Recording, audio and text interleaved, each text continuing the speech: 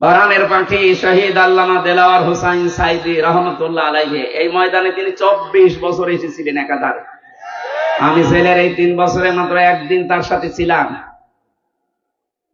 তার কাছে বহু অফার এসেছিল, আমার এভাবে ভালোভাবে চেনি না, ওনার অনেক কিছুই তো দুর্বল হয়ে গেছে। আমি যখন কাছে গিয়ে বলতাম, হুজুর আমারে চেনেন, আমি হামজা। ওই যে বাশার আলামিন হামজা, তার ওনার ছেলে শামীম সাইদি, মাসুদ সাইদি ভাই কয়েকজনের নাম বলতো, যে এখন বাইরে এরা কথা বলছে, বাশার ভাই, আলামিন ভাই, হামজা ভাই। হামজা ওই দিন আমাকে 10 মিনিট কথা বলেছিলেন। তিনি কয়েকটা কথা বলেছিলেন ওই দিন, আমার এখন মনে পড়ছে। ওনাকে অফার দেওয়া হয়েছিল, শুধু আপনি এই যে আকীদা খারাপ যাদের বলেন, এই দলটা শুধু ছেড়ে দেন, আপনি নিজে একটা দল করেন, নিজে একটা দল করে আপনি নিজেই সভাপতি হয়ে যান। বাংলাদেশে বহু দল এরকম আছে না, দুনিয়ার স্বার্থ পেয়ে নিজে দল খুলেছে, খালি নিজের সভাপতি আর ছেলে সেক্রেটারি, আর কেউ নেই। আমি বানিয়ে বললাম, এদেশে বহু দল এরকম আছে, শুধু নিজের সভাপতি আর ছেলে সেক্রেটারি। বাংলাদেশের একটা লোক নেই। উনি যদি নিজেও এই দলটা খুলে সভাপতি হতেন, নিজের সভাপতি ছেলে সেক্রেটারি না, লক্ষ লক্ষ মানুষ পেতেন। সে বুঝে হোক আর না বুঝে হোক, এই কথা বলেন না কেন? কিন্তু আকীদা খারাপ এই জিকির করে করে এদের ওপর আপনি জুলুম করছে, আপনি থামবেন। আমি জানি আপনার পরিবর্তন হবে না, কারণ আপনার অন্তরে মোহর মারা। যারা নির্দোষ মানুষের উপরে কোনো দোষ চাপিয়ে দেয়, ভালোভাবে শুনবেন, যারা নির্দোষ মানুষের উপরে কোনো দোষ চাপিয়ে দেয়, সে যেন নিজে প্রকাশ্য পাপের বোঝা বহন করে ঘুরে বেড়ায়। সুতরাং বাংলাদেশে বহু আলেম ওলামা, বহু আল্লামা, এরকম বাংলা শিক্ষিত মানুষের প্রতি, এই যে সোহেল ভাই জীবনে মাদ্রাসায় পড়েছে, এরকম একটা বাংলা শিক্ষিত মানুষদের আকীদার উপরে আপনি আন্দাজে মিথ্যা তহমত দিয়ে দিলেন যে ওর আকীদা ভালো না। সূরা নিসা 112 নম্বর আয়াত অনুযায়ী আপনি পাপের বোঝা কিয়ামতে বহন করে নিয়ে বেড়াবেন। হ্যাঁ, দুনিয়াতে আল্লাহ শাস্তি আপনাকে দেবে, ওই ব্যবস্থা এখন আল্লাহ করছে না। তাই ইমাম আহমদ ইবনে হাম্বলের জামানায় আমরা দেখেছিলাম, কিতাবে পড়েছি, 2 মহিলা, একজন মারা যাওয়ার পরে আরেকজন এসে লাশ ধোয়াতে গিয়ে এই হাত আটকিয়ে গেছে তার রানের উপরে, কয়েক ঘন্টা পর্যন্ত আর নড়াচড়া নেই, হাত তুলতে পারেনি। এলাকার যিনি ইমাম তাকে বলছে কি করা যায়। অনেক গ্রাম্য মানুষ ফতোয়া দিয়েছে, এক কাজ করেন, জীবিত মানুষের হাত তো কাটা যাবে না, মেয়ে লোক যেটা মরে গেছে ওরা ওই জায়গায় চামড়া কেটে ফেলে। কিন্তু এমন জায়গা এই রানের উপরে, নাভির নিচে হাঁটুর উপরে, এই জায়গায় এই কাজ করলেও হতো। কিন্তু যিনি মারা গেছেন তার স্বামী বলছে, না, আমার স্ত্রী মরে গেছে আর এখন চামড়া কাটবেন, দরকার হয় জীবিত মানুষের হাত কেটে ফেলে। জীবিত মানুষের স্বামী যে আছে, কি বলেন, আমরা আসলাম উপকার করার জন্য, আর এখন আমাদেরই আপনি ক্ষতি করবেন? না, আমার স্ত্রী ভালো মানুষ, নেককার মানুষ, আমি আমার স্ত্রীর হাত কাটতে দেব না। আর একটু বড় ইমামের কাছে গেছে, আর একটু বড় জায়গায় গেছে, শেষ পর্যন্ত ওই দেশের প্রধান বিচারপতি ইমাম মালিক মদিনাতে থাকে, তাকে ঘোড়ায় চড়ে প্রায় 80 কিলোমিটার দূরে এই ঘটনা নিয়ে আসলেন। ইমাম মালিক পর্দার আড়াল থেকে জিজ্ঞাসা করলেন, আমি ঘটনা বলার জন্য না, 2টা শিক্ষা দেওয়ার জন্য, খুব খেয়াল করে শুনবেন, আমাদের এখানে বহু মানুষের এরকম গোনা হচ্ছে, তাই বলছি। ইমাম মালিক জিজ্ঞাসা করলেন, মেয়ে কি করেছো বলো। মেয়েটা বলে, ইমাম আমি কিচ্ছু করি নাই, আপনি আমাকে বাঁচান। ইমাম বলে, হ্যাঁ আমি বাঁচাতে পারি, যা যা হয়েছে তাই তাই তোমাকে সত্যি বলা লাগবে। বলে, হ্যাঁ আমি সব বলবো, বলো।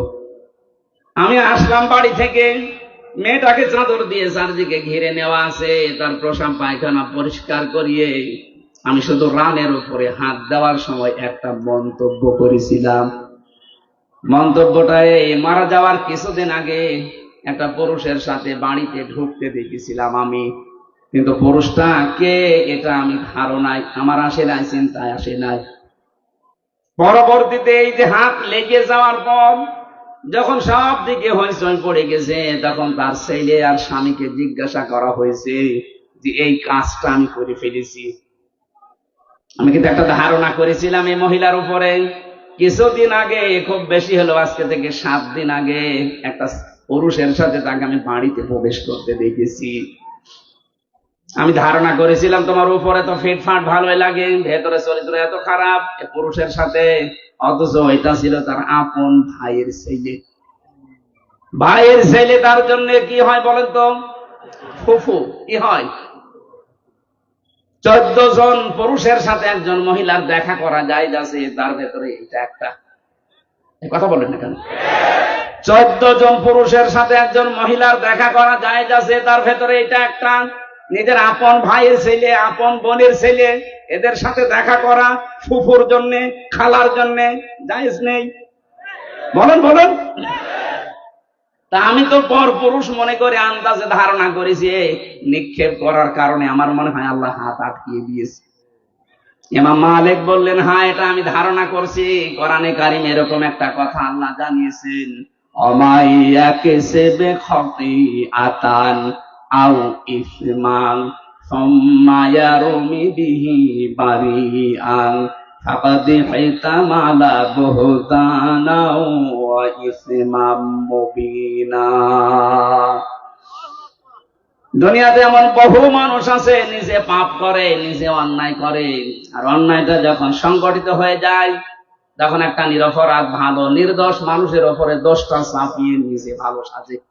সে যেন প্রকাশ্য পাপের বোঝা বহন করে নিয়ে বেড়াচ্ছে। আমার তো আয়াত পড়ার পরে মনে হচ্ছে বাংলাদেশে বিশেষ করে 15.5 বছরে বহু মানুষ এই আয়াতের সাথে 100 ভাগ মিলে যাচ্ছে।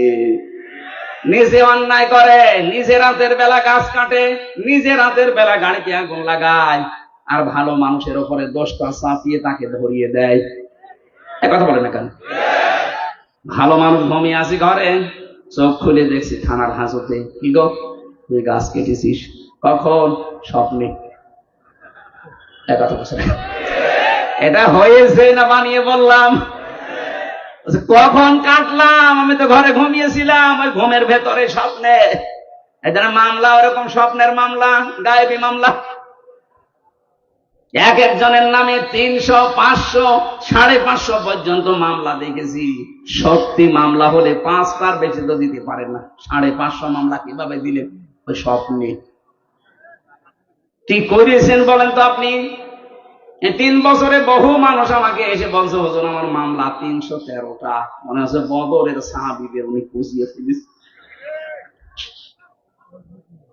ইমাম মালিক ডাক দিয়ে বললেন, আল্লাহর বান্দি, তুমি যে অপরাধ করেছো, এই যে আন্দাজে একটা নিরপরাধ মানুষের ওপরে এটা নিক্ষেপ করার কারণে তুমি পাপের বোঝা বহন করে এখন নিয়ে বেড়াচ্ছ, আল্লাহ আটকিয়েছে এই কারণে। হ্যাঁ, তোমাকে মুক্তি দিতে পারি, 2টা শর্ত মানা লাগবে।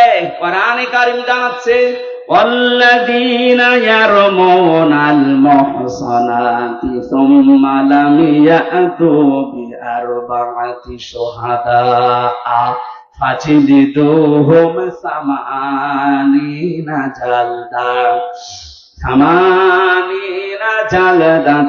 ওয়ালা তাকবালু লাহুম শাহাদাতান আবাদা ওয়া উলাইকা হুমুল ফাসিকুন। সূরা নূরের 4 নম্বর আয়াতে আল্লাহ 2টা তথ্য দিয়েছেন।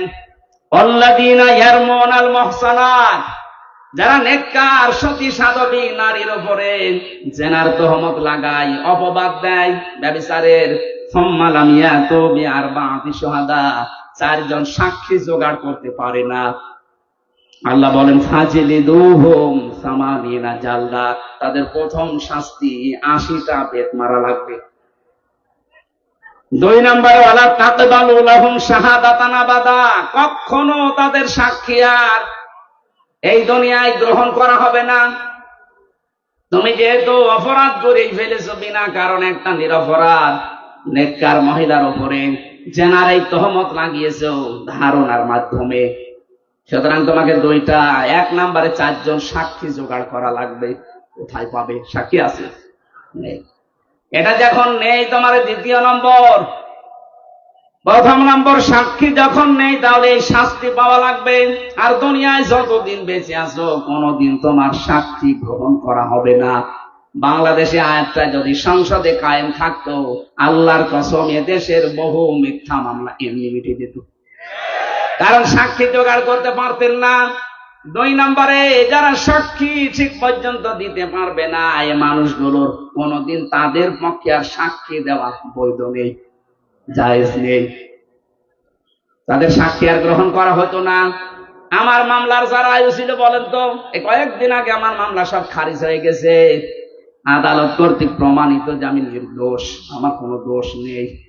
তাহলে বিনা কারণে মামলার আয়ু থেকে যারা পালিয়েছে 2 বোন মিলে, ওনাদের পর্যন্ত এই মামলা শুনলাম একেবারে পর্যন্ত টপ টু বটম যারা জড়িত, এই মিথ্যা মামলা দিয়ে আমাকে 3টা বছর নষ্ট করে দিলেন জীবন থেকে। কথা বলেন না কেন? শুধু আমাকেই তো শেষ করেননি, আমার পরিবারটা, আমার 2টা মেয়ে, স্ত্রী, মা, বাবা, আরো আমার হিতাকাঙ্ক্ষী যারা, এই মানুষগুলোকে কষ্ট দিয়েছেন। এদেশে কোরআনের জন্য আমাকে যারাই ভালোবাসতো সবাই কষ্ট পেয়েছে 3 বছর। তাহলে এই কাজটা যারা করলেন, আপনি তো সাক্ষী একটা জোগাড় করতে পারেননি। যাদের নাম দিয়েছিলেন সাক্ষীতে, আগস্টের 5 তারিখের পরে তারা বলছে ওগুলো সাক্ষী না, আমরা দেব না, আমরা মানি না। টাকা পেয়েছিলেন, টাকা খেয়ে শোধ। সাক্ষী তারা তো দিল না, মামলা খারিজ হয়ে গেল।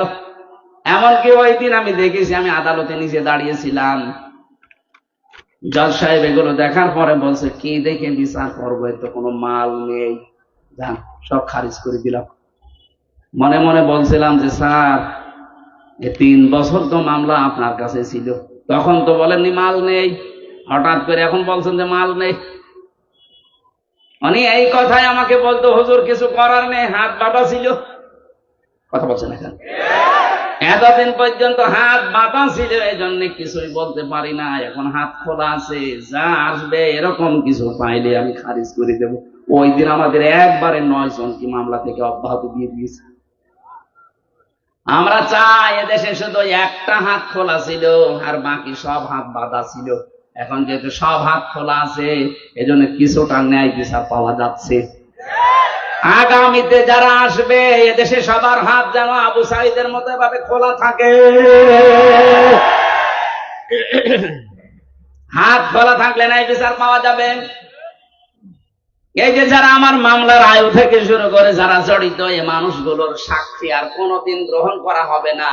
আর নিরপরাধ মানুষের প্রতি জঙ্গি মামলা দিয়েছিলেন, যেটা আমি জানি না।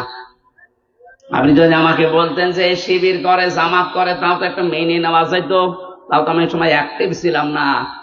আর আপনি আন্দাজে এমন মামলা দিলেন জীবনের না আমি শুনিনি।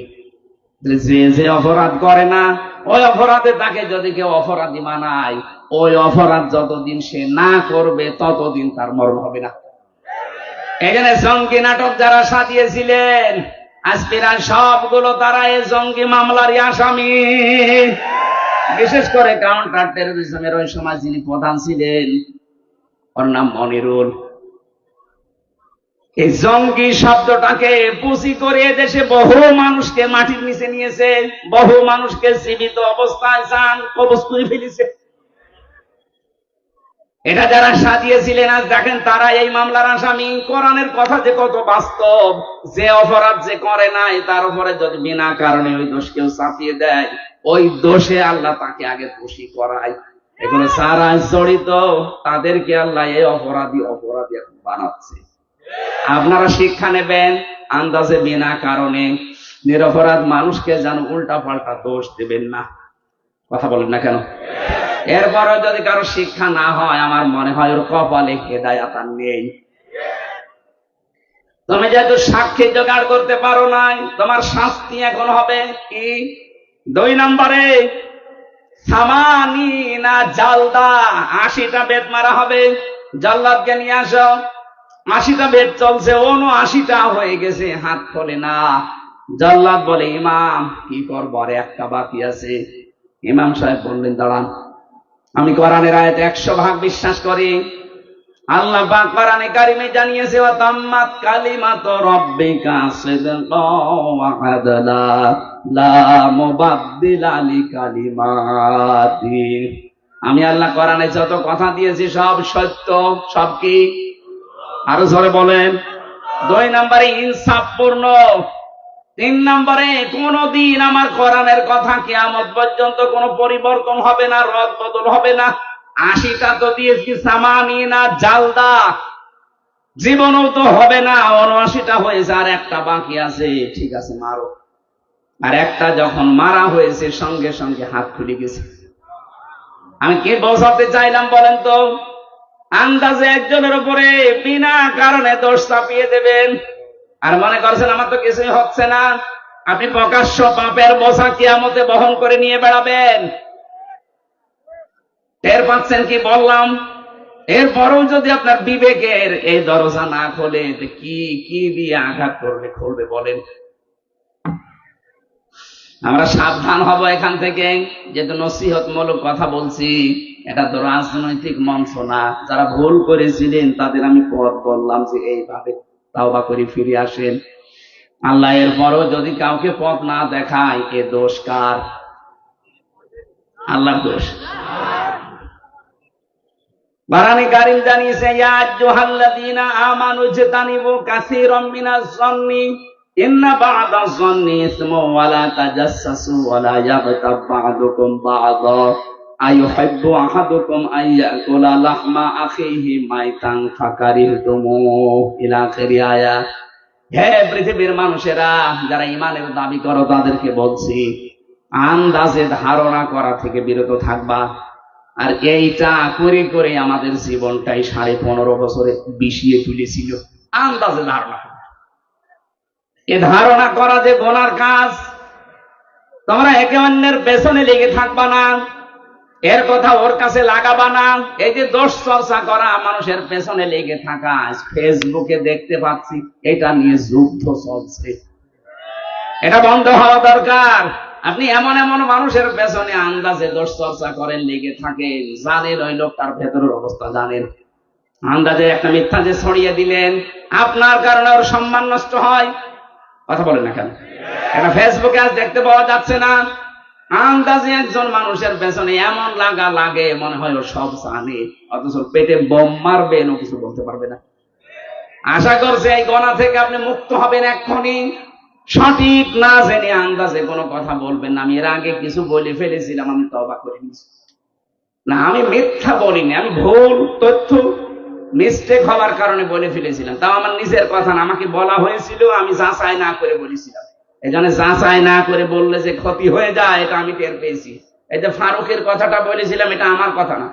বগুড়াতে ওই দিন স্টেজে ওঠার আগে কওমি মাদ্রাসা মহাতামিম উনি আমাকে মোটরসাইকেলে নিয়ে যাচ্ছিলেন স্টেজে দিনের বেলা। ওই সময় আমাকে ওঠার আগে বললেন যে কিছুক্ষণ আগে ফারুকি কট খেয়েছে আর আসিফ মাহমুদ স্যার ওই জায়গায় ইন হয়েছে। ওনার কথাটা আমি আসলে যাচাই করার সময় পাইনি। ওখানে আর 1.5-2 মিনিট পরে আমি স্টেজে, এই জন্য বলে ফেলেছিলাম, এটা ঠিক হয়নি। এরকম আরো যে তথ্যগুলো বিভ্রাটের কারণে যে যাচাই বাছাই না করে যেগুলো বলেছি, ওগুলো আমি জাতির কাছে স্বীকার করছি, ক্ষমা চাচ্ছি। বাকি যেগুলো কোরআন হাদিস থেকে তথ্য দিয়েছি, একটা তথ্য আমার জানা মতে অন্তত ভুল হয়নি। জেনারেল কিছু কথা হয়তো গড়মিল হতে পারে, মিথ্যা না, মিস্টেক হতে পারে। মিথ্যা আমি বলিনি কোন তথ্য। কোরআনে কারীম তো প্রশ্নই আসে না, হাদিসেরও প্রশ্ন আসে না। জেনারেল যে কথা, বাংলা কথা কিছু বলা হয়, এর ভেতরে হয়তো যাদের কাছে শুনেছি এই মানুষগুলো ওই রকম গ্রহণযোগ্যতা সম্পন্ন মানুষ না। এই জন্য আমি জাতির কাছে এটা রেকর্ড হচ্ছে। ভুল করলে স্বীকার করা এটা দোষের কিছু না। এই কথা বলেন না কেন? এটা আমি কোরআনের পাখির কাছে শেষ শব্দ শুনেছিলাম যে ভুল কিছু করলে স্বীকার করবা, এর দ্বারা সম্মান আরো বাড়বে। কিন্তু আমাদের চরিত্র, বাংলাদেশের মানুষের ভুল করলে স্বীকার করা তো দূরের কথা, আরো বৃদ্ধি বাড়ে। এই কথা বলেন না কেন? এখনো পর্যন্ত যারা এই 5 আগস্টের সাথে জড়িত, এত বড় গণহত্যার সাথে, এখনো অনেকে স্বীকার করতে রাজি না। স্বীকার করেন, আপনি অনুশোচনা করেন, অনুতপ্ত হয়ে বলেন যে না, ভুল হয়ে গেছে, শাস্তি যা আছে দেন। তাহলে শাস্তি যা আছে, 165টা মামলা হয়েছে। আমার 2 মামলায় যদি 3 বছর হয়, 165টা মামলা তোমার তো মিথ্যা ছিল, আর আপনার জেনুইন মামলা। কথা বলেন না কেন? ডক্টর ইউনূস কয়েকদিন আগে ঘোষণা দেয়নি যে শুধু 5 আগস্টের বিচার না, 2006 থেকে 28 অক্টোবর থেকে শুরু করে 24-এর 5 আগস্ট পর্যন্ত যা হয়েছে সব বিচার আমরা করব। আর আমরা মামলা আমরা দেখতে পাচ্ছি এইভাবেই মামলা হয়েছে। সুতরাং 165টা মামলার যদি 1.5 বছর করেও শাস্তি হয়, কতদিন হতে পারে আপনি বলেন? আমার মনে হয় আপনি কব্বরে চলে যাবেন, এরপরে আবার জীবিত হবেন, এরপর আবার কব্বরে যাবেন। আমি মকিম গাছিকে পেয়েছিলাম জেলখানায়, বললাম ভাই কয় বছর আপনার জেল? বলছে 160 বছর। 160 বছর ওর জেল, ওর হায়াত আছে অতদিন, ও কব্বরে চলে যাবে না, আবার জীবিত হবে, আবার জেলে যাবে, তারপরও শোধ হবে কিনা আল্লাহ জানে। তা আপনি যা করেছেন যদি সত্যিই অনুশোচনা আসে আপনার ভেতরে, আমি যেমন ভুল করেছিলাম আমি স্বীকার করলাম, আপনি ভুল করেছেন বলেন যে হ্যাঁ এই যে 3000, 2000 কে 3732 জন মানুষ হত্যার সাথে আমি জড়িত, আমার নির্দেশে 6 সাল থেকে আরম্ভ হয়েছে, বলেন না কেন, অসুবিধা কি? কারণ আপনি তো বলেছিলেন লোকে বইটা নিয়ে আসুন, এরা তো আর এমনি যেতে চায়নি, আপনি বলেছিলেন এরা নিয়ে গেছে, আপনি হুকুমের আসামি, এই কথা বলছেন না কেন? এটাকে আমি মিথ্যা বলছি না সত্য? এটা একেবারে পানির মতো স্বচ্ছ দেখা যাচ্ছে।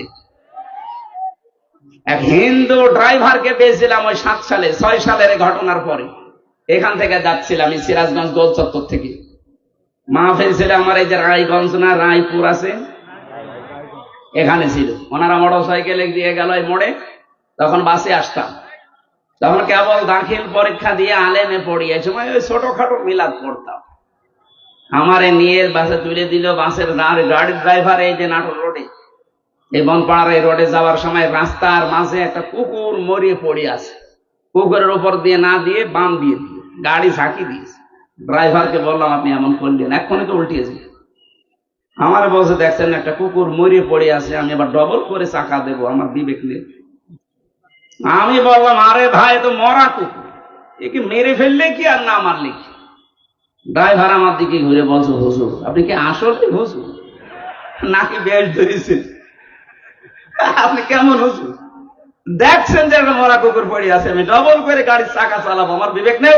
হ্যাঁ। আপনার নাম কি? সুব্রত। আপনার নাম শুনে বুঝলাম ওর ইমান নেই, কিন্তু বিবেক আছে, কথা বলছেন এখানে।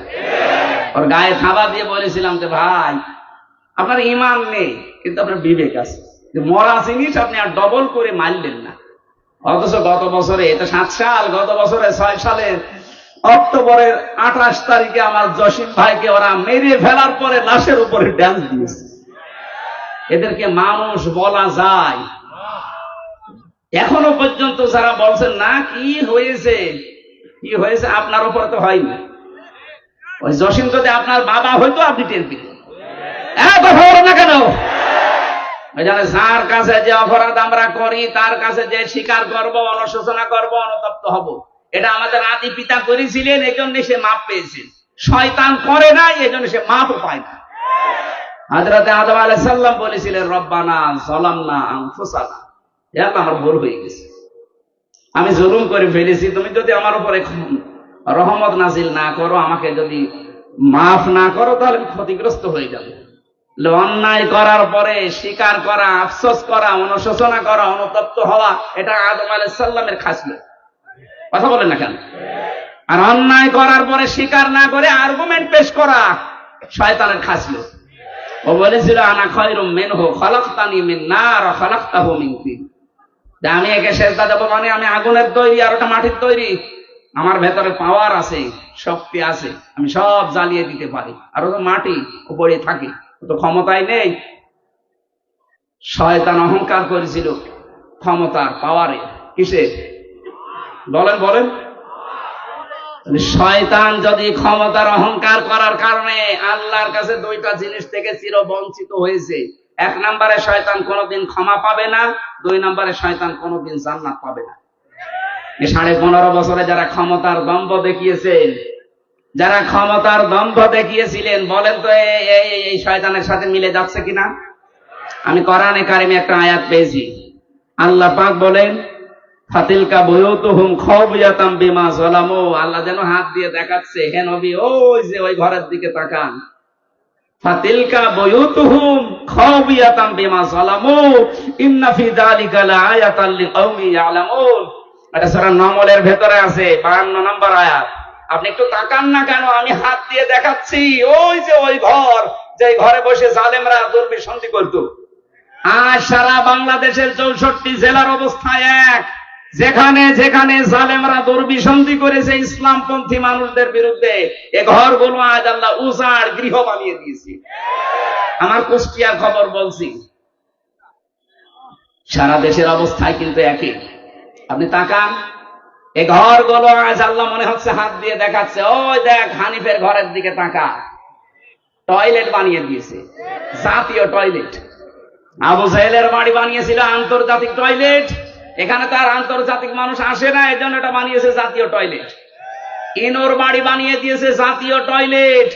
শুধু ওর বাড়ি না, ওর চেহারা পর্যন্ত মানুষ এখন পচা ডিম মারছে। এই কথা বলেন না কেন? এর চাইতে আল্লাহ কি দেখাবে আর বলেন তো?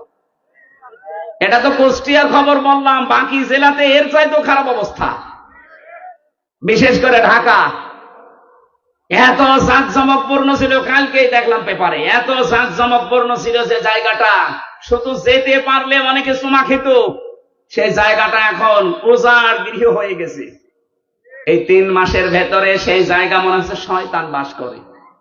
আপনি যেতে দেন এভাবে আর কিছুদিন, ওই জায়গাটাও আমার মনে হয় আবু জেহেলের বাড়ির মতো আন্তর্জাতিক টয়লেট হয়ে যেতে পারে।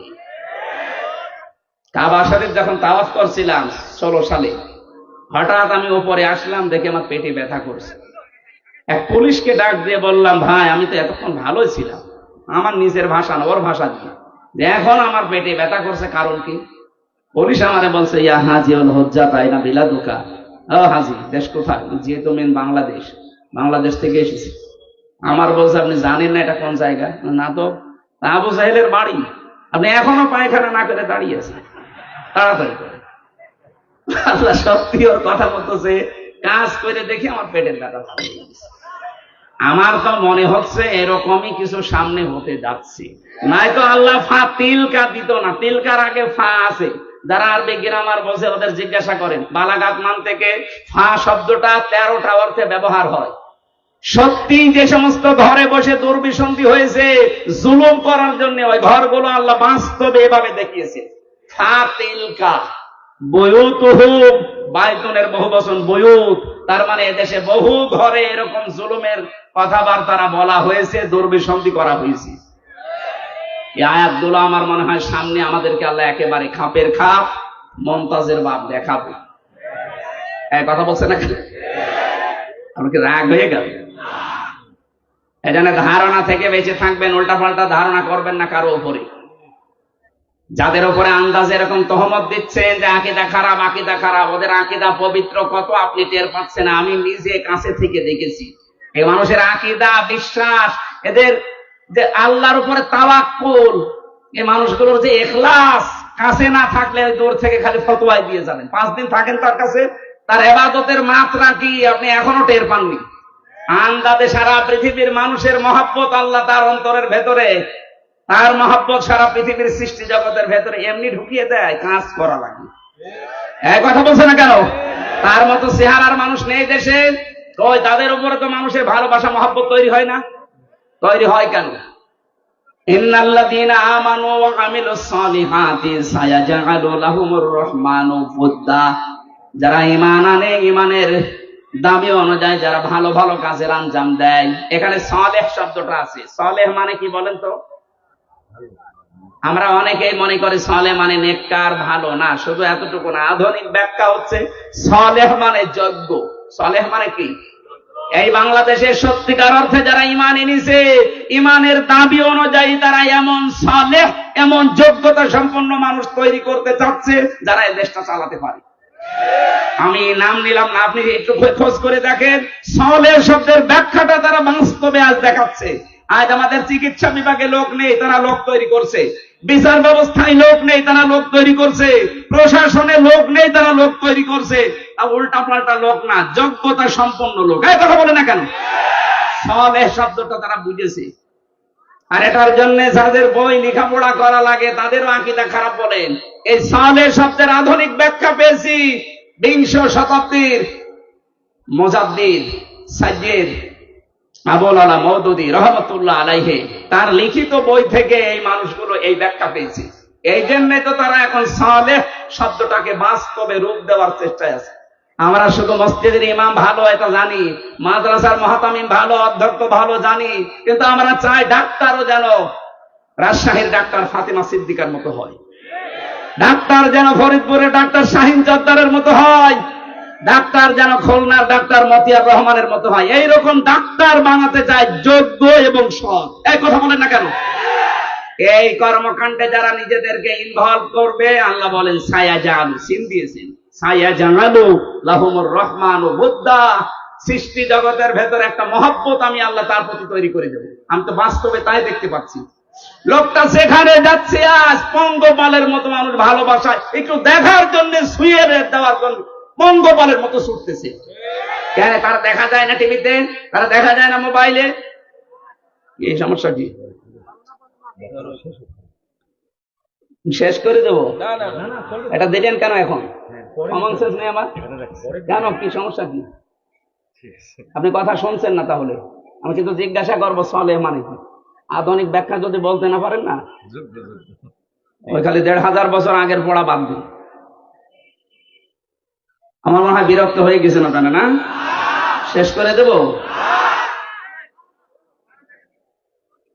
কোরআনে কারীম থেকে ৬৬৬৬, ৬৬৩৬ দুইটা মতই আছে। একটা মত আমরা মানি, ৬৬৬৬ মানেন। এর ভেতরে একটা মাত্র আয়াত পড়েছি, 4টা কথা আল্লাহ দিয়েছেন আয়াতের ভেতরে, এক একটা শব্দের ভেতরে লক্ষ লক্ষ কথা। ফি জিলালিল কোরআনে, আমি জেলখানায় বসে বসে দেখেছিলাম, ওখানে জিলালিল কোরআনটা আর তাফহিমুল কোরআনটা পাওয়া যায়, অন্যান্যটা নেই। কারণ যারা যায় তারা তো এই ধরনের মানুষ যায়, এরা সেভাবে হোক ঢোকায়। আমি জিলালিল কোরআন থেকে আজকে তাফসির করছি না, আপনারা উঠে চলে যাচ্ছেন মানে? দু একজন যান, যুবক মানুষ যাবেন না, তাহলে কিন্তু সমস্যা আছে। হ্যাঁ, যুবক মানুষ যাবেন না, কারণ এখানে মেয়েদের, অনেক মেয়ের বাপ আসে জামাই খুঁজতে। এখন আপনি যদি 1-1.5 ঘন্টা 2 ঘন্টা পরে চলে যান, ও বলবেন না, এর কাছে মেয়ে বিয়ে দিলে মেয়ে জাহান্নামে যাবে। এই জন্য আপনি নিজের পায়ে নিজে কোড়াল মারবেন না, অন্তত কিছুক্ষণ বসেন, কষ্ট হলে। 1-1.5 ঘন্টা আপনি যদি বসে থাকতে না পারেন, আপনার বিয়ে করলে আপনার বউ মনে হয় টেকবে না, শেষে এই সিরাজগঞ্জের বদনাম হবে। নাকি? আমি আর নিচে নামলাম না, তেলাওয়াত করছি, জবান খুলে সবাই পড়বেন। আউযু বিল্লাহি মিনাশ শাইতানির রাজীম, বিসমিল্লাহির রহমানির রহিম, ইয়া আইয়ুহাল্লাযীনা আমানু রুকউ ইলা আখিরি আয়া। এই পর্যন্ত থাক আজকে। এই ইরকাউ, রুকু শব্দের যত ব্যাখ্যা আছে আমি টপ টু বটন চেষ্টা করব বলার। বাকি অসজুদু, ওয়াবুদু, আফআলুল খায়রা, এই 4টা। এখনো বেলকুচিতে 2টা মাহফিল আছে, এক জায়গায় অসজুদু নেব, এক জায়গায় ওয়াবুদু রাব্বাকুম। আফআলুল খায়রা এটা আরো বিস্তারিত। ভালো কাজ বলতে ধোঁকা খাই আমরা, ভালো কাজ কি আমরা এখনো জানি না অনেকে। আমরা চেষ্টা করব বলার। প্রথমটা শুরু করছি। আল্লাহ ডাক দিয়েছেন এখানে কোনো বেঈমানকে না, ঈমানদারকে। সুতরাং বেঈমান যদি থাকেন আপনি চলে যান, ওই যে চলে যাচ্ছে চলে যান। না না, বেঈমানের জন্য আজকের আয়াত না, আজকের আয়াত ঈমানদারদের জন্য। যান, আপনি তাড়াতাড়ি চলে যান। এখন প্রশ্ন আসতে পারে, আমার যে ঈমান আছে আমি কিভাবে টের পাবো? আমার যে বিশাল জোব্বা গাই, আমার মাথায় পাগড়ি, এত বড় টুপি, আমার ঈমান নেই মানে? না, ঈমান আছে কিনা সাহাবী প্রশ্ন করলেন। বিশ্বনবী বললেন, ইদা সাররাতকা হাসানাতুকা ওয়া সাআতকা সাইয়্যাতুকা ফাআনতা মুমিন। মুসলিম শরীফের হাদিস। যখন তোমার ভালো কাজগুলো তোমাকে আনন্দ দেবে আর অন্যায় কাজ করলে ভেতর থেকে একটা বাধা আসবে, তখন বুঝবে তোমার ঈমান আছে। আপনি এবার বলেন তো, যে আপনার অন্যায় কাজ দেখলে আপনার কি ভেতর থেকে একটা বাধা আসে? না, আসে না। যাদের মোবাইলে বললাম উল্টাপাল্টা সিনেমা আছে, নভেল নাটক আছে, থিয়েটার আছে, যাদের উল্টাপাল্টা ছবি আছে, নিজে দেখলে আনন্দ লাগে, এই মুরব্বী দেখলে আপনার লজ্জা লাগে, এইরকম জিনিস থাকার পরেও আপনার মনে বাধা দেয় না, তাহলে আপনার ঈমান থাকবে কি করে? বলেন না কেন? এই জন্য বলছে, বাড়ি যাওয়ার আগে দয়া করে ডিলিট করে দিন। আর এই নিয়ত করে যান যে যতদিন বেঁচে আছি, যেটা দেখা যায় নেই চোখ দিয়ে, আমি মরে গেলেও দেখবো না। এক কথা বলেন না কেন? এটা শুধু আপনার, আমার দরকার নেই। আমি সহ যারাই আছি অন্তত এই গোনা থেকে, চোখের এই গোনা থেকে আমরা আজকে মোবাইলটাকে পবিত্র রাখি। আমার এর ভেতরে আন্তর্জাতিক স্কলার যারা, বিশেষ করে ডক্টর নোমান আলী খান, ডক্টর জাকির নাইক, আর আমার খুব বাংলাদেশের সাজ্জাদ কামাল উদ্দিন জাফরি হাফিজাহুল্লাহ, ওনার লেকচার আছে। বাকিটা আমার মেয়ের কয়েকটা ছবি আছে, অন্য কিছু আর নেই। আর আপনার মোবাইলে খালি পরিমণির ছবি। এরকম মোবাইল দেশে নেই, বাড়ি যাওয়ার আগে ডিলিট করে দেবে। ভালো কাজ যাদের আনন্দ লাগে না, অন্যায় দেখলে যাদের ভেতর থেকে একটা বাধা আসে না, ওর জুব্বা যত বড় হোক, ও যত বেলা জিকির করুক, ওর ঈমান নেই। আমি আশা করি এই ছোট্ট কথা আপনি বুঝে ফেলেছেন। এবার আল্লাহ ঈমানদারকে ডাক দিয়ে ঘোষণা দিচ্ছেন, ইরকাউ, রুকু করো। রুকু করো এই শব্দ বললে আমরা বুঝি এভাবে মাথা ঝোঁকানো না। রুকু শব্দের প্রধান অর্থ দুইটা। কোরআনে কারিমে এটা 42-43 নম্বর আয়াত সূরা বাকারা আছে, ওয়া আকিমুস সালাতা ওয়া আতুজ যাকাতা ওয়ারকাউ মা'আর রাকিঈন। আল্লাহ পাক বলেন নামাজ কায়েম করো, সম্পদ থাকলে যাকাত আদায় করো, আর রুকুকারীদের সাথে রুকু করো। তার মানে জামাতে হাজির হয়ে নামাজ পড়ো। এখানে রুকু মানে জামাতে হাজির হয়ে নামাজ পড়া, এক নাম্বার। দ্বিতীয় নাম্বার আমি পেয়েছি, এটা আছে সূরা মুমিনুনের ভেতরে। কোন মানুষ যদি রুকু সত্যি করে না, সূরা জুমারের ভেতরে আছে 53, 54, 55 নাম্বার আয়াত। কোন মানুষ যদি সত্যি রুকু করতে চায়, অবশ্যই সে মানুষের উচিত এই যে রুকু করলেন নামাজের জন্য, রুকু করার জন্য দাঁড়িয়ে গেলেন যে কাতারবদ্ধ হয়ে, ওয়ারকাউ মা'আর রাকিঈন, রুকুকারীদের সাথে রুকু করো জামাতবদ্ধ হয়ে, এই কাজটা করো।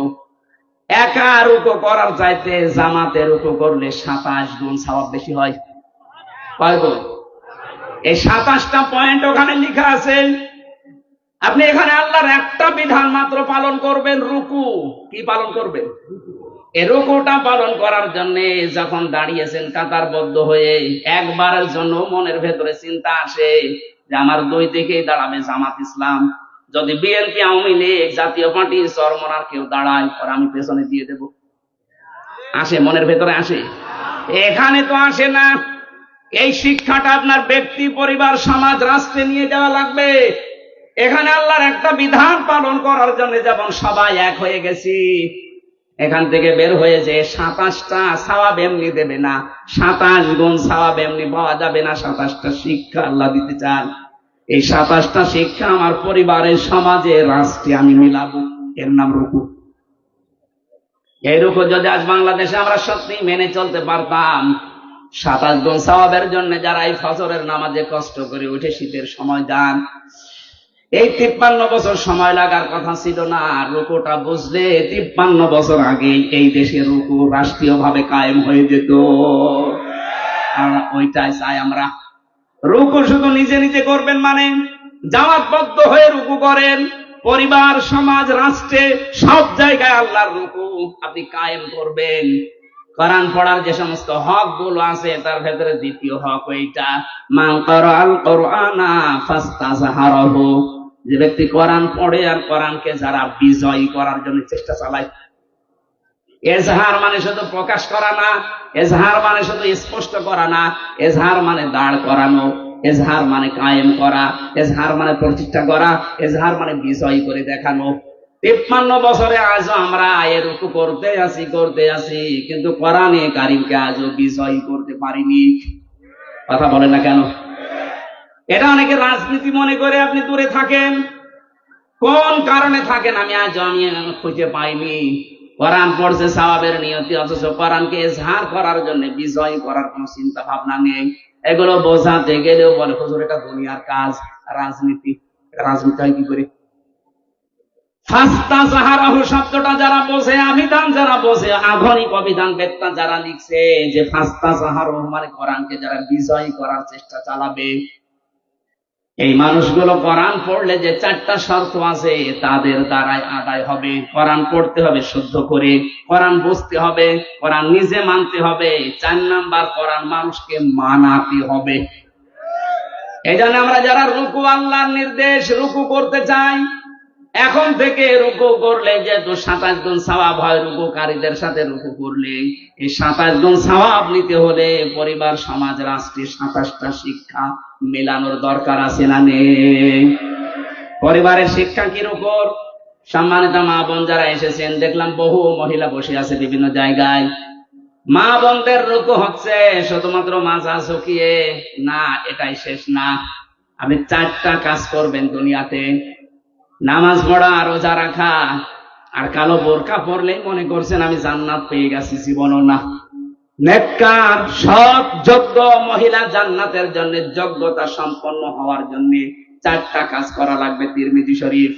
1 নম্বরে ইদা নাজারা ইলাইহা সাররাতুহু, যখন আপনার স্বামী বাইরে থেকে এসে আপনার দিকে তাকাবে, স্বামীকে আনন্দ দেবেন। কথা বুঝতেছেন? এই শব্দটা আজ বাংলাদেশে নেই। স্বামী বাইরে থেকে এসে পরিবারে আনন্দ পায় না, এই জন্যই বাধ্য হয়ে পরকীয়া প্রেম করে। দেখলে? হ্যাঁ,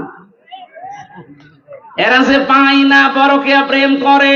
সম্মানিত মা বোনেরা, কার স্বামী জি বলেছে আপনি শুনতে পেয়েছেন? আজকে থেকে একটু বাড়িয়ে দেবেন আদরটা। 2 নম্বরে ওয়াইদা গাবা আনহা হাফিজাতুহু, স্বামী যখন বাইরে যাবে তখন স্বামীর সম্পদ, স্বামীর সন্তান, নিজের ইজ্জত, সতীত্ব, নিজের লজ্জাস্থান, শরীর, এগুলো হেফাজত করে রাখবেন। অথচ অধিকাংশ মেয়েরা এখন স্বামী বাইরে গেলে দিন পায়। কথা বলে না কেন? মেয়েরা মোবাইলেও যদি কথা বলে, কোন ভাষে কথা বলবে আল্লাহ কোরআনে দিয়েছেন। সূরা আহজাবের 32 নম্বর আয়াতে আছে, ইয়া নিসান নাবিয়্যি লাস্তুন্না কাআহাদিন মিনান নিসাই ইনিত্তাকাইতুন্না ফালা তাখদা'না বিল কওলি ফায়াতমা'আল্লাযী ফী কলবিহি মারাদু ওয়া কুলনা কাওলাম মা'রুফা। এটা তাফসীরে খাজেনে আছে। আমি যা বলছি অধিকাংশ ফি জিলালিল কোরআন থেকে, আর এইটা আছে তাফসীরে খাজেনে। আল্লাহ ডাক দিয়েছেন, হে নবীর স্ত্রীরা, পর্দার আড়াল থেকে। তখন নাই পর্দার আড়াল থেকে, কিন্তু এখন অর্থ হবে মোবাইলে, ফ্যাক্সে, ফোনে। যদি আপনি ফোনে কারোর সাথে কথা বলেন, কথা বলবেন সত্য কথা, মিথ্যা বলবেন না, কিন্তু ভাষা হবে রুক্ষ সূক্ষ্ম, গরম দিয়ে এমন ভাবে কথা বলবেন ওই পারে যে আছে ওর মনের ভেতরে যদি গুড়ও থাকে ওই এমনি তো অবাক করে নেবে। কথা বলে না কেন? হ্যাঁ, শুধু 14 জন পুরুষ বাদ দিয়ে, 14 জন পুরুষ যাদের সাথে আপনার বিবাহ করা হারাম, আপনার আপন ভাই, আপনার বাবা, আপনার বোনের ছেলে, আপনার ভাইয়ের ছেলে। আমি কথা বোঝাতে পেরেছি কিনা বলেন? এই 14 জন আছে সূরা নিসার 21-22 নম্বর আয়াতের তাফসীরে পাবেন। এই 14 জন পুরুষ মানুষ বাদ দিয়ে যদি কাবার ইমাম আব্দুর রহমান সুদাইসিও কল দেয়, আপনি কথা বলবেন সঠিক কথা, কিন্তু ভাষা এমন করবেন। কথা বুঝতেছেন? বলেন তো, স্বামী বাইরে গেলে এরকম করে মেয়েরা, আরো দিন পেয়েছে, এমন কায়দায় কথা বলে, ওই পাশে যে আছে ও মনে করে কাজ হচ্ছে। 2 দিন, 5 দিন, 1 মাস, 2 মাস পরে দেখা যাচ্ছে 2-3 সন্তানের মাকে নিয়ে উনি আল্লাহর রাস্তায় পালিয়ে গেছে। না, এটা করা যাবে না। 3 নাম্বারটা বলার জন্য আমি রুকুর ব্যাখ্যায় হাদিসটা নিয়ে এসেছি। তাই ভালো করে শোনেন। অতুইনু আলা দীনি যাওজাতিহা, আপনার স্বামী যদি দ্বীনের কাজ করে, দিন প্রতিষ্ঠার কাজ করে, মানবতার পক্ষে কাজ করে, স্বামীকে সময় দেবেন, স্বামীকে ছাড় দেবেন, স্বামীকে উদ্বুদ্ধ করবেন। কিন্তু অধিকাংশ মেয়েরা এই লাইনে নেই। ওর স্বামী দিনের একামতে দিনের কাজ করে, দিন প্রচারে কাজ করে, মানবতার সেবা করে, আরো বাধা দেয়। আপনি নামাজ পড়ে রোজা রেখে কালো বোরকা পরেও জান্নাত দিতে পারবেন না। 4 নাম্বারটা হচ্ছে, স্বামী যেটা পছন্দ করে ওটা যদি জায়েজ হয়, জীবন থাকতে আপনাকে ওইটা মেনে নেওয়া লাগবে। আমি স্বামী, যত স্বামী এখানে আছে, প্রত্যেকটা স্বামী আমরা চাই বিয়ের পরে যেন আমাদের মা বাবা আমাদের সাথে থাকে। আমি খেয়ে থাকি না খেয়ে থাকি, আমার মা বাবা সাথে থাকবে। কথা বলে না কেন? কিন্তু 100টার 98টা মহিলা এটা চাই না। এটা চাই না, তার কারণ আছে। একে শুধু পানি পড়া দেয় এর মা আর ওর বড় বোন, ওখান থেকে বারবার শুধু কান পড়া দেয়, কতদিন থাকবি, আলাদা হয়ে যা, এই কথা বলছে না। এরকম ছোট মনের বউ আছে? কার আছে হাত তোলেন তো? একজনের আছে। সম্মানিত ভাই, সম্মানিত মা বোনেরা, না আপনার রুকু হচ্ছে না। কিসের রুকু করেন আপনি? যে চারটা বললাম একটাও মিলাতে পারলেন না। আশা করছি এই চারটা কথা মেনে নেবেন। এই রুকু যদি এভাবে আমরা পয়েন্ট আকারে দুনিয়াতে করতে পারতাম, এই পৃথিবীর চিত্রই পাল্টিয়ে ফেলতে পারতাম। আর আমরা ওই রুকুই চাচ্ছি সামনে ইনশাআল্লাহ। আমি জেলে বসে মাওলানা মামুনুল হকের সাথেই ছিলাম। আমিরে জামাত ডাক্তার শফিকুর রহমান 4 দিন ছিলেন আমার সাথে। সেক্রেটারি জেনারেল অধ্যাপক মিয়া গোলাম পরোয়া প্রায় 1.5 বছর ছিলেন আমার পাশে। এই সমস্ত মানুষ থেকে বিশেষ করে জীবন্ত শহীদ এটিএম আজহারুল ইসলাম, এই মানুষটাকে আমি 3টা বছর, উনি ছিলেন ফাঁসির কন্ডেম ছেলে, মাঝে মাঝে আদর করে আমাকে বই পাঠাতেন, প্রোডাক্টিভ মুসলিম, মধ্যম পন্থা, এমন এমন সুন্দর সুন্দর বই। ওনার কাছে প্রায় 150-র উপরে বই আছে। আমাকে বলতেন, হামজা আমি তো বাইরে যেতে পারি না, তুমি যদি যেতে পারো এই কথাগুলো জাতিকে পড়ে পড়ে শোনাবা। আমি আয়াত থেকে মধ্যম পন্থা, প্রোডাক্টিভ মুসলিমের উপরে, বিশেষ করে মুক্তিপণ এই আয়াতের উপরে আমি সাবজেক্ট বানিয়েছি। সামনে সময় আসবে ইনশাআল্লাহ আমরা বলবো এই যে ওয়াসজুদু ওয়াবুদু ওয়াফআলুল খায়রা, প্রত্যেকটা শব্দ চিন্তা ভাবনা, প্রতিটি শব্দের ভেতরে লক্ষ লক্ষ কথা আছে। আমরা তাফসীর আকারে আবার সামনে কথা বলবো। আজকে তো মাহফিল 3টা চলছে, আমার শরীরও আর পারছে না, আর প্রায় 1.5 ঘন্টা হয়ে গেছে। ওই যে লিখিত যে বইগুলো আছে, ওই গাড়ি দেখা যাচ্ছে, জেলখানায় বসে করেছিলাম 2 দিন আগে, একটা পাবলিশ হয়েছে, সৃষ্টি জগৎ নিয়ে লিখেছি, ওইটা যাওয়ার সময় নিয়েছেন। আল্লাহুম্মা আমিন। লা ইলাহা ইল্লা আনতা সুবহানাকা ইন্নী কুনতু মিনাজ জালিমিন। রব্বানা যালামনা আনফুসানা ওয়া ইল্লাম তাগফির লানা ওয়া তারহামনা লানাকুনান্না মিনাল খাসিরিন। রব্বুল আলামিন, চাতক পাখির মতো তোমার বান্দা বান্দিরা কোরআনের কথাগুলো শুনছিল, যতটুকুই বলেছি এগুলো তুমি আমাদের প্র্যাকটিক্যাল লাইফে আমল করার তৌফিক দাও। এ বিশাল আয়োজনে যারা শ্রম দিয়েছে, টাকা পয়সা দিয়ে জান্নাত সাজিয়েছে, আল্লাহ এদের জন্য তুমি জান্নাত বরাদ্দ করে দাও। আগামীতে কোরআনের প্রচারের জন্য অনুষ্ঠানটা আরো বিশাল আকারে কবুল করে নাও। যত অতিথি এখানে এসেছেন, যত ভাই বোন এসেছে, মনের ভেতরে যায় আশা আছে অনেকের পূরণ করে দাও। চর্ম চোখে আমরা দেখতে চাই আল্লাহ, তোমার কালাম দিয়ে 56 বছর বর্গ মাইল চলছে। 3টা বছর জালেমের এই জেলখানায় আমি অসুস্থ হয়ে গেছি, কথা বললে এখন কণ্ঠে আর বুকে ব্যথা করে। আল্লাহ তোমার কাছে হাজারো মানুষ নিয়ে দোয়া করছি, মুসাফির অবস্থায় আমাকে আগের অবস্থায় ফিরিয়ে দাও। আমার কণ্ঠটা, আমার শরীরটা তুমি দ্বীনের প্রচারের জন্য ভিক্ষা দাও। মা বোনেরা যারা এসেছে এদেরকে সুস্থ রাখো, ভালো রাখো। আমি সহ যারা অসুস্থ আছি শেফায়ে কামেলা আজেলা নসিব করে দাও। মাওলানা আব্দুল কুদ্দুস, মাওলানা হুসাইন মাহফুজ সহ যত আলেমরা এখানে আছে, আলেমদেরকে মঞ্জুর করো। স্টেজে বহু আলেম বসে আছে, অধ্যক্ষ আলী আলম সহ, মাওলানা আলাউদ্দিন সহ